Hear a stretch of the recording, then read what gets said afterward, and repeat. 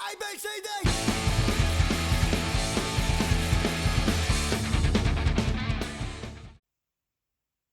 Hey everybody, Three Gun Guy here. And I decided to get into reloading for my long range precision shooting. And so, you think reloading and hey, all I really need is, maybe some bullets and then some gunpowder and maybe some primers and then some cases, right? And you're just gonna throw the powder into the cases with a primer and you're gonna put a bullet in there and you're done, right? There's nothing else to it. Well, no, that's not true. So, what happens is now you have to get into a whole bunch of other stuff. So I have to get into case preparation and I have to get into bullet seating and I have to get into all of the dies that I'm going to need for my reloading and all these little things like a little cheap scale to use and temple axe. So when I anneal the brass and I need an annealing machine, which I went with the Annealies. And then you need one of these big bad boys, a press and a powder measurer and the little, stupid funnel that goes in the case so you don't spill it. And then you have to trim the cases. So you've got to have a case trimmer and you want to make sure they're concentric. So you have to have a concentricity gauge and then all this other stuff, right?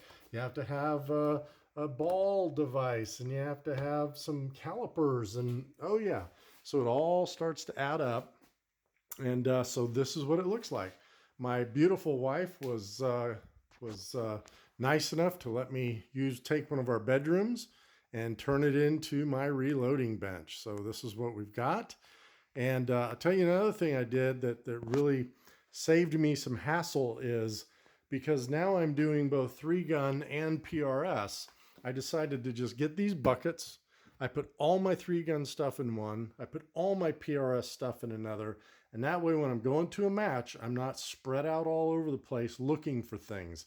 I have them in this, and all I need to do is throw this in my truck with my pack, and I'm good to go. Oh, and by the way, you have to get a case cleaning kit too, device as well. So, and then, you throw in a workbench, 8-foot workbench, just all the little accessories that goes with this. So look, we're going to have some fun. I'm really boning up on reloading from a buddy of mine that I shoot with. And also, if you haven't watched his videos, look at Panhandle Precision.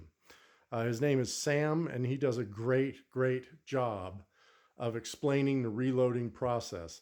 I am not going to try to duplicate what he's doing.